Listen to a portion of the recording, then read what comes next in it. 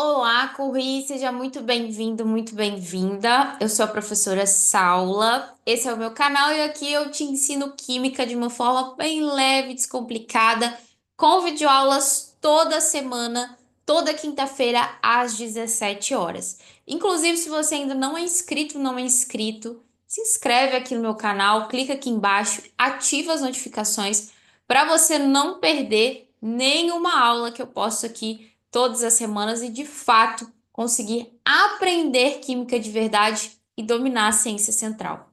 O tema da aula de hoje é teorias atômicas quânticas. Essa aula vai complementar a aula anterior, na qual eu expliquei para você as teorias atômicas clássicas. Então, aí, para fechar as teorias atômicas como um todo, agora nós vamos ver as teorias quânticas e eu vou compartilhar minha tela aqui com você para que a gente possa visualizar os modelos e ficar mais didático aí para você.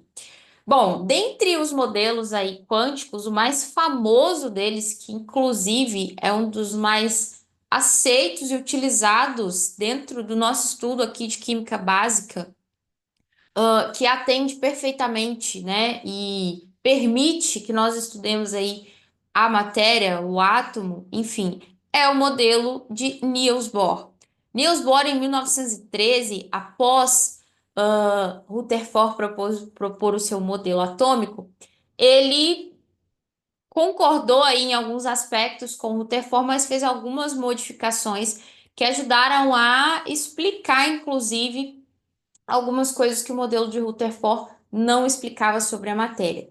E foi exatamente isso aí que ele propôs, que os elétrons movem-se ao redor do núcleo atômico, porém em órbitas circulares que possuem uma energia bem definida e característica. E essas órbitas ele chamou de nível de energia ou de camada de energia. E aí, para cada elétron são permitidas somente certas quantidades de energia, com valores múltiplos e inteiros do fóton. Fóton equivale a um quantum de energia, que são pacotinhos de energia que estão envolvidos aí com o elétron e a sua camada energética, que é compatível aí, e que permite que o elétron circunde o núcleo atômico. E aí tem três definições aí dentro da teoria dele que são importantes, que é o átomo no seu estado fundamental. Quando que um átomo está no estado fundamental? Quando o elétron está na sua órbita de origem, certo?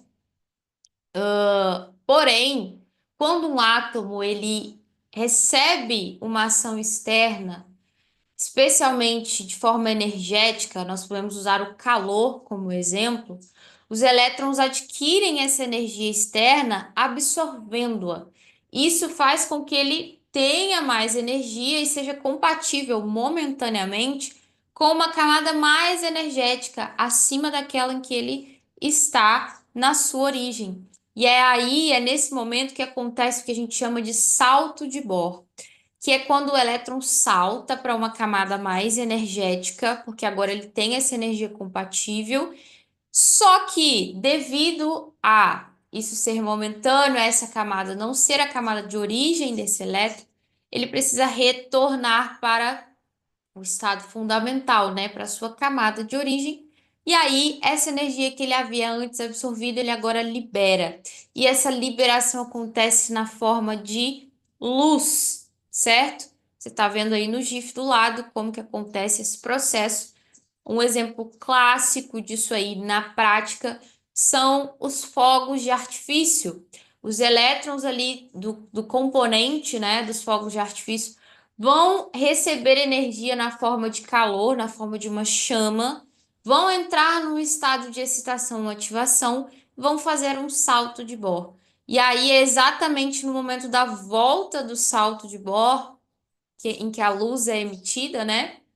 Ondas eletromagnéticas, é que a gente consegue visualizar aquele show pirotécnico bonito e colorido, né? Que tem diversas cores, vermelho, verde, azul, amarelo, laranja, que são cores características aí do espectro de luz visível de cada um dos elementos químicos. Então, veja, o modelo de Bohr, ele explica a interação da matéria com ondas eletromagnéticas, com a luz, com as cores que estão aí dentro do espectro visível que a gente pode conseguir visualizar a olho nu. E aí tem os três postulados que o Bohr propôs na sua teoria atômica que norteiam tudo isso aí que ele falou e todas essas explicações.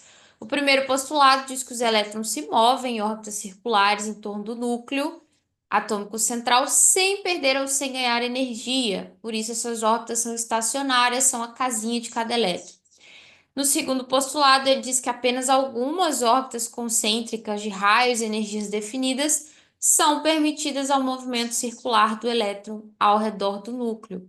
E o terceiro postulado diz que os elétrons passam de uma órbita para outra e nessa passagem um quantum de energia é absorvido ou emitido, aqueles pacotinhos de energia que eu falei para você anteriormente.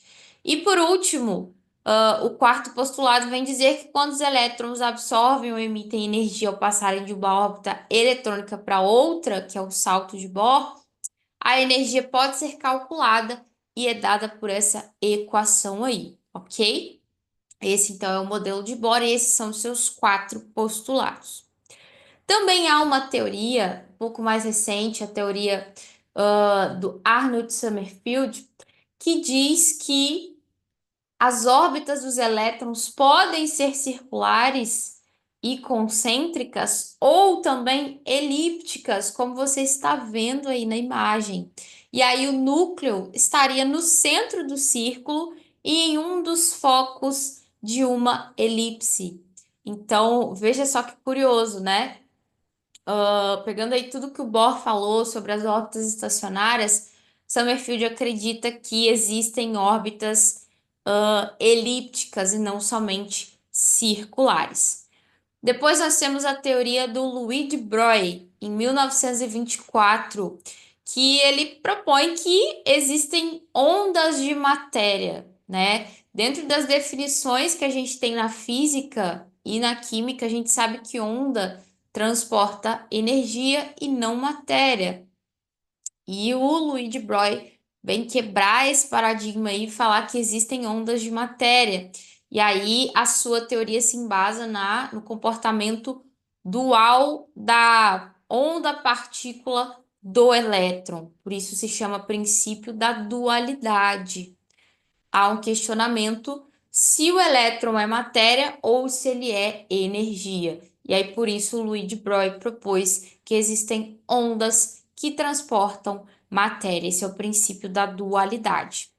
Temos também o princípio da incerteza, que é do Werner Heisenberg, de 1926. Ele diz que se a gente deseja conhecer o momento ou velocidade de um corpo muito pequeno, como é o caso de um elétron, com grande exatidão, a gente deve aceitar uma incerteza muito grande sobre a sua posição. Então, ele vem dizer que é basicamente impossível saber onde está um elétron em determinado instante e qual é a sua velocidade de movimentação. Para isso, ele propôs o conceito de orbital. Orbital seria um local ali na eletrosfera de maior probabilidade de se encontrar um elétron, mas ainda assim é algo incerto. A gente deve aceitar essa incerteza aí, por mais próximo que seja aí essa definição de onde o elétron está. Então, este é o princípio da incerteza do Heisenberg. E por último, a gente tem o modelo atômico atual, que compila aí várias coisas do que a gente falou até agora. E uma das mais conhecidas aí, né, das teorias que a gente tem aí para aceitar dentro do modelo atômico é a teoria do Erwin Schrödinger, que propôs em 1935 o experimento mental que se chama o gato de Schrödinger.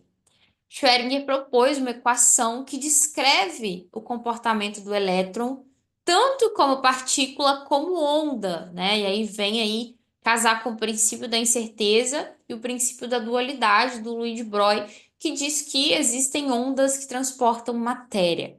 E aí, juntando as teorias aí, precisamente, a gente tem a energia dos elétrons, mas a localização, como eu falei para vocês, é dada em termos de probabilidade, como Heisenberg propôs. Mas o que que é esse experimento mental do gato de Schrödinger? Tem aí uma ilustração, né, para complementar aqui o que eu vou te falar. Schrödinger pensou no seguinte experimento mental: existe uma caixa fechada e dentro dessa caixa há um gato e há um alimento que contém um material radioativo. A depender do movimento que o gato faz ali dentro, é ativado a liberação desse material radioativo. Caso esse material radioativo seja liberado, obviamente o gato estará morto. Caso não seja ativado, o gato permanece vivo. Ou seja, não se há certeza, não se sabe se o gato está vivo ou se ele está morto. Isso casa exatamente com tudo que a gente acabou de falar, do princípio da incerteza e do princípio da dualidade. Então, o que a gente pode aceitar hoje no modelo atômico atual, falando em termos de elétron, de eletrosfera, é que a gente pode calcular precisamente a energia do elétron, mas a sua localização é dada em termos de probabilidade. A gente tem que trabalhar com o orbital, que é onde há a possibilidade máxima de se encontrar o elétron, mas ainda assim há uma grande incerteza. Essas teorias aí conversam muito bem com a física, né? E eu acredito que é um dos conteúdos aí dentro da química e da física que despertam muita curiosidade, tá? Então, Corri, isso é um ponto aí a você levar em consideração na hora de estudar para aprender e para dominar a química. A curiosidade é uma das chaves do aprendizado, já te falei isso aqui no meu canal quando eu te mostro, né, os 7 princípios ali que estão dentro do meu método para se dominar química. Então, fique como sugestão aí para você pesquisar mais sobre esses assuntos, aguçando aí a sua curiosidade e construindo de fato um conhecimento sólido e que vai te ajudar aí a conquistar todos os seus objetivos a longo prazo. Se você gostou dessa aula, desse vídeo, clica aqui no joinha, né? Deixa um like para a prof para ajudar aqui e para que o YouTube entenda que esse conteúdo é bom e entregue ele para mais pessoas, para que a gente faça um movimento aí de verdadeiros dominantes da ciência central, a mais importante que é a química. Então eu te espero na próxima aula, quinta-feira às 17 horas. Te vejo logo mais.